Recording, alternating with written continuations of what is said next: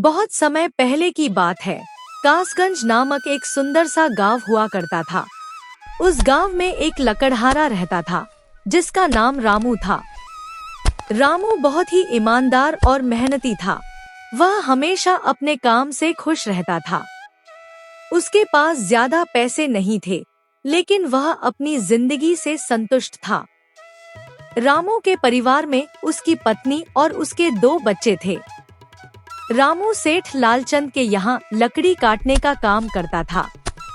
लकड़ी काटने के बदले में सेठ लालचंद रामू को पैसे देता था, जिससे रामू और उसके परिवार का जीवन व्यतीत होता था। सुमन, मैं काम पर जा रहा हूँ। आज बहुत देर हो गया है, तो तुम बच्चों को स्कूल छोड़ आना।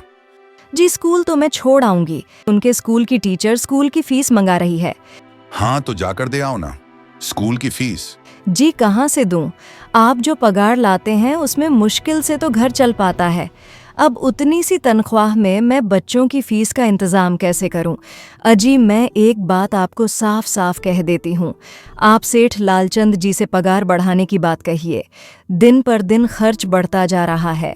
बाजार में अगर सब्जी लेने निकलो तो सब्जियों के दाम आसमान छू रहे हैं, और बच्चों की पढ़ाई का खर्चा, घर का खर्चा।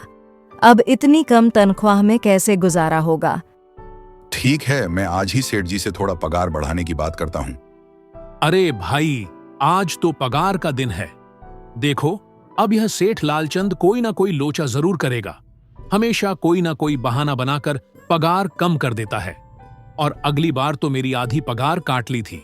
हाँ हरिया भाई, तुम एकदम ठीक कह रहे हो। ये सेठ लालचंद ना एक नंबर का चालाक और लालची इंसान है। एक तो दुगुना काम ले लेता है और बदले में पैसे भी पूरे नहीं देता। हाँ भाई, मेरे भी अगली बार सेठ लालचंद ने पगार काट ली थे। मैंने बस 2 छुट्टी ली थी, जब मेरी बिटिया बहुत बीमार थी, और इस लालचंद ने इस बात का फायदा उठाकर मेरी पूरी आधी पगार काट ली। काम करने के बाद सभी सेठ लालचंद के पास जाते। देखो भाइयों, अभी मेरे पास तुम्हें देने के लिए पैसे नहीं हैं। अभी माल नहीं बिका है, सारा माल गोदाम में ही पड़ा हुआ है। कल या परसों तक तुम्हें तुम्हारी तनख्वाह मिल जाएगी। पर सेठ जी, अभी हमारे पास बिल्कुल पैसे नहीं बचे हैं।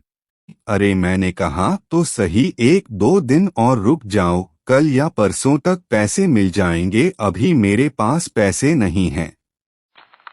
किन सभी निराश मन से अपने अपने घर आ जाते। अजी, क्या हुआ? इस बार कितना पगार मिला है? सुमन, अभी कोई पगार नहीं मिला। सेठ जी ने कहा है कि 1-2 दिन में पगार मिल जाएगा। पगार नहीं मिला? आपको तो पता है ना, बच्चों की फीस भरनी है। इनकी स्कूल टीचर ने आज साफ साफ चेतावनी दे दी है कि अगर कल फीस नहीं लाई तो बच्चों को घर पर ही बिठा लेना। अब बताओ, मैं क्या करूं? मैं क्या करूं सुमन, ये सेठ जी समय पर कभी पैसे देते ही नहीं हैं। अब तो बस हम इंतजार के सिवा और कुछ नहीं कर सकते। 1-2 दिन की बात है। ऐसे ही 2 दिन गुजर जाते हैं। 2 दिन बाद सेठ लालचंद सबको पैसे दे देता है। अरे हरिया, यह ले अपनी इस महीने की पगार। सेठ जी, यह तो बस 2000 है। मैंने तो इस महीने 3000 तक का काम किया है। हाँ, काम तो किया है, लेकिन तूने 1-1 घंटे आराम भी तो किया है। यह पैसे उसी आराम के कांटे हैं। पर सेठ जी, आपने तो कहा था 8 घंटे काम के महीने में 3000 मिलेंगे, और मैंने तो 8 घंटे काम किया और 1 घंटे आराम। देख हरिया, मुझे ज्यादा हिसाब किताब ना समझा। यह 2000 रख, अगर चाहिए तो, और अगर नहीं चाहिए तो कहीं और काम ढूंढ ले। बेचारे हरिया के पास उन पैसों को लेने के सिवाय और कोई रास्ता नहीं था, इसलिए वह चुपचाप पैसे रख लेता है। रामू, यह लो तुम्हारे इस महीने की पगार। 2000 क्यों? मेरे तो पूरे 3000 बनते हैं ना। मैंने तो कोई छुट्टी भी नहीं की और ना ही कोई आराम। मैंने तो अपना सारा काम समय पर किया है। हाँ, समय पर तो किया है, पर इस समय बाजार में लकड़ियों का दाम काफी सस्ता हो गया है। इस वजह से अभी तुम्हें भी पगार कम ही मिलेगी, जब तक लकड़ियों का दाम नहीं बढ़ता। पर सेठ जी, बात तो 3000 की हुई थी ना। अब 2000 में मैं कैसे घर चलाऊंगा? बच्चों की स्कूल की फीस भी भरनी है। सेठ जी, इस बार आप पूरे पैसे दे दीजिए। 2000 ही मिलेंगे। तुझे यहाँ काम करना है तो कर, वरना कहीं और काम ढूंढ ले। बेचारे रामू के पास भी उन पैसों को लेने के सिवाय और कोई रास्ता नहीं था। अरे भाई, यह सेठ लालचंद एक नंबर का बेईमान इंसान है। सारे पैसे अपने जेब में भर लेता है और बहाने बनाता है कि लकड़ियों के दाम सस्ते हो गए हैं। देख लेना, हम गरीबों की किसी ना किसी दिन इसे जरूर हाय लगेगी। नहीं हरिया, ऐसे नहीं कहते। वह हमारे अन्नदाता है। आखिर उन्हीं के वजह से तो हमारा घर चल रहा है। अरे काहे का अन्नदाता? काम के पूरे पैसे तो देता नहीं है। पूरे महीने मेहनत करके भी क्या मिलते हैं? बस यह 2000। इसमें घर खर्च कैसे चलाएं? ऐसे तो हम कभी तरक्की नहीं कर पाएंगे। और हम कर भी क्या सकते हैं? हरिया, हमें लकड़ी काटने के सिवा और कोई काम कहाँ आता है? और कोई काम खोलना भी चाहे तो उसके लिए हमारे पास इतने पैसे कहाँ हैं? अब जो भी हो, हमारा तो बस ये सेठ लालचंद ही सहारा है ना। कुछ देर बातें करने के बाद सब अपने अपने घर की ओर निकल पड़ते हैं। जी, आ गए आप। कितनी पगार मिला है? सुमन, इस बार सेठ जी ने बस 2000 ही दिए हैं। बस 2000? इतने में कैसे घर चलाएंगे? बच्चों की फीस में ही 1500 निकल जाएंगे। फिर 500 में क्या करेंगे? अब मैं क्या कहूं सुमन, अब तुम्हें इसी में ही गुजारा करना होगा। तुम सबसे पहले बच्चों की फीस भर देना, इसके बाद बाकी का मैं देखता हूं। अजी, आप क्या देख लोगे? सेठ जी से पूरे पैसे तो मांगे नहीं गए आपसे। नहीं सुमन, मैंने सेठ जी से पैसों के लिए कहा था, पर सेठ जी ने साफ इनकार कर दिया और कहा, यह लेना है तो लो, वरना कहीं और काम ढूंढ सकते हो। मैं सोच रहा हूं बिसान की लकड़ी काटने के बाद में कहीं और भी काम ढूंढ लूं। सेठ जी के यहां से काम करने के बाद से मैं दूसरी जगह पर काम किया करूंगा। इससे कुछ ज्यादा आमदनी हो जाएगी। आज ही मैं सेठ जी के यहां पर काम करने के बाद और भी जगह काम ढूंढने जाऊंगा।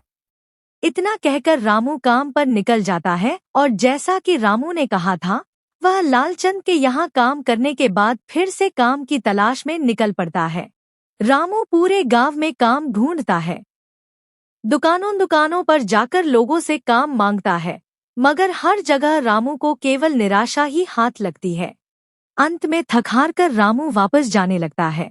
तभी वह देखता है कि अचानक बहुत सी भैंसों का झुंड उसकी तरफ दौड़ा आ रहा है। वह इधर-उधर देखता है तो उसे एक गुफा दिखती है और वह गुफा में जाकर छुप जाता है। जब भैंसों का झुंड वहां से निकल जाता है, तब रामू की जान में जान आती है। हे भगवान, आज तो बाल बाल बच गया मैं, वरना आज तो मैं इन भैंसों के पैरों तलों तो कुचला ही जाता। पर यह मैं कहाँ आ गया? रामू यह सब सोच ही रहा था कि तभी उसकी नजर गुफा में रखी एक टोकरी पर पड़ती है। यह कैसी गुफा है? यह कैसी टोकरी यहाँ पड़ी है? इसे मैं घर ले जाता हूँ, सामान रखने के काम आ जाएगी। जैसे ही वह टोकरी को हाथ लगाता है, गुफा में से एक आवाज आती है। रुक जाओ, इसे छूने की कोशिश मत करो। तभी गुफा में एक जिन्न प्रकट हो जाता है और वह रामू से कहता है, कौन हो तुम और मेरी गुफा में क्या कर रहे हो? मुझे माफ करना, आप जो भी हो। कुछ भैंसों का झुंड मेरे पीछे पड़ गया था और उनसे बचने के लिए मैं इस गुफा में आकर छिप गया और फिर मेरी नजर इस टोकरी पर गई। माफ कीजिए, मुझे लगा यहाँ कोई नहीं है, तो यह टोकरी किसी की नहीं होगी, इसलिए मैंने इसे छुआ। रामू, तुम्हें डरने की जरूरत नहीं है। मैं तुम्हारे बारे में सब जानता हूँ।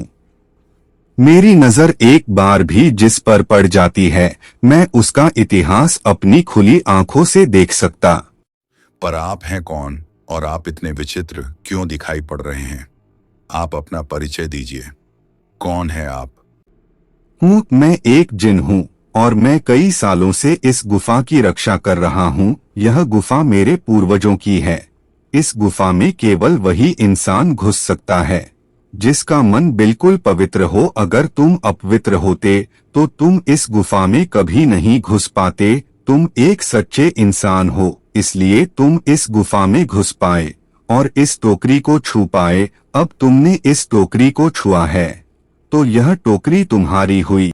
नहीं, मुझे यह टोकरी नहीं चाहिए। रो मत रामू, तुम यह टोकरी ले जाओ। यह कोई साधारण टोकरी नहीं है, बल्कि यह जादुई टोकरी है। क्या यह वही जादुई टोकरी है जिसके बारे में हमारी दादी कहानी सुनाई करती थी कि किसी गांव में एक जादुई टोकरी हुआ करती थी और वह सबकी इच्छाएं पूरी करती थी? हाँ रामू, यह वही जादुई टोकरी है। अब तुम इस टोकरी के मालिक हो। तुम इसके इस्तेमाल से अपनी स्थिति सुधार सकते हो, पर याद रखना, तुम जो भी वस्तु इस टोकरी में एक बार डालोगे वह चीज ही तुम्हें बार बार इस टोकरी में डालनी होगी। इसके अलावा तुम और दूसरी कोई चीज इस टोकरी में नहीं डाल सकते। अगर तुमने ऐसा किया तो इसका परिणाम तुम्हें ही भुगतना होगा। मेरी इस बात को हमेशा ध्यान में रखना और सोच समझकर बिना लालच किए इस टोकरी में वही सामान रखना जिसकी तुम्हें जरूरत हो। रामू टोकरी को लेकर घर आ जाता है। सुमन, यह देखो, यह मैं क्या लेकर आया हूँ। क्या लाए हो आप? बस यह एक टोकरी। सबसे पहले यह बताइए, आप तो काम की तलाश में गए थे ना, तो कोई दूसरा काम मिला कि नहीं? नहीं, अरे सुमन, मेरी पूरी बात तो सुनो। यह कोई ऐसी वैसी टोकरी नहीं है, बल्कि यह एक जादुई टोकरी है। रामू सुमन को अपने साथ हुई सारी घटना के बारे में बताता है। अच्छा, तो आपका कहने का मतलब है कि इस टोकरी में हमें कोई ऐसी चीज डालनी होगी जिसकी हमें सबसे ज्यादा जरूरत हो। हाँ सुमन, हमें सोच समझकर ही इसमें कोई चीज डालनी होगी। रामू थोड़ी देर सोचता है, फिर उसका ध्यान उन लकड़ियों पर जाता है जो एक बार उसने सुमन को रखने के लिए दी थी। सुमन, तुम्हें याद है, एक बार मैं जंगलों में लकड़ियां काटने गया था तो मुझे एक चंदन की लकड़ी मिली थी और वह मैंने तुम्हें लाकर दे दी थी। तो तुम उस लकड़ी को ले आओ, या हम उस चंदन की लकड़ी को ही इसमें डालेंगे और उस लकड़ी से अपना एक व्यापार शुरू करेंगे। और उसे टोकरी में डाल देती है। जैसे ही चंदन की लकड़ी टोकरी में डाली जाती है, उसमें कई सारी लकड़ियां आ जाती हैं। अरे वाह, यह तो चमत्कार ही हो गया। ये देखिए, कितनी सारी चंदन की लकड़ियां हो गईं। अगर आप इसको बेचेंगे तो इससे काफी अच्छे पैसे मिलेंगे। मैं कल सुबह बाजार जाकर इनको बेच आऊंगा और जो पैसे मिलेंगे उससे हम की फीस भर देंगे और बाकी बचे पैसों को संभाल कर रख लेंगे। अगले दिन रामू लालचंद सेठ के यहाँ काम पर न जाकर चंदन की लकड़ियों को बेचने के लिए बाजार की ओर निकल पड़ता है। वहाँ रामू चंदन की लकड़ियों को बहुत ही कम दामों में बेचता है, जिसकी वजह से आम लोगों के साथ साथ बड़े व्यापारी भी रामू से चंदन की लकड़ियां खरीदते हैं। लकड़ियां बेचकर रामू को काफी अच्छे पैसे मिलते हैं। ये देखो सुमन, उन लकड़ियों को बेचकर मुझे कितने सारे पैसे मिले हैं।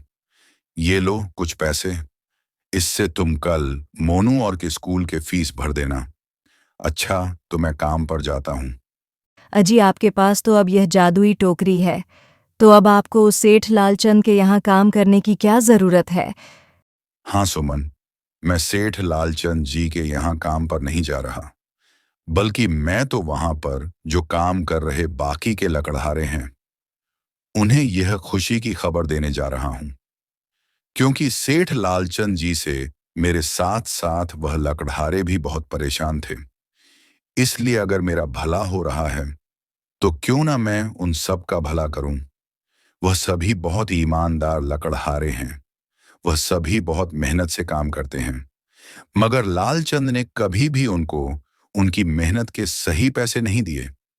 इसलिए मैंने सोचा है क्यों ना मैं उनको अपने इस काम में शामिल कर लूं। हाँ जी, बात तो आपकी बिल्कुल सही है। अगर आप सभी लोग एक साथ मिलकर काम करेंगे तो हम सब बहुत जल्द ही तरक्की हासिल कर लेंगे।